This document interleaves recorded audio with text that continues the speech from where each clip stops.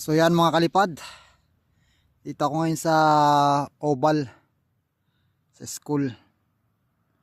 So try ko uling magpalipad ng DJI Neo kasi maganda naman yung panahon. Saka katamtaman lang, hindi naman yung masyadong mahangin. So dito ako ngayon. Diyan yung aking bike. Ayan. Standby ang aking DJI Neo sa paglipad. So maganda dito mga kalipad. Oh, doon ang view.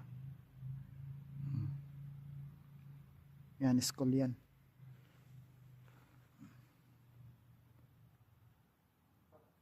O konti na yung mga dahon. Nung pumunta kami dito mga kalipad, nagpicture kami dito ni Mrs. Ano. Ang dami pa niyang dahon. Talagang dilaw na dilaw dyan. Simula dyan. Pupunta dyan. Dilaw lahat yan.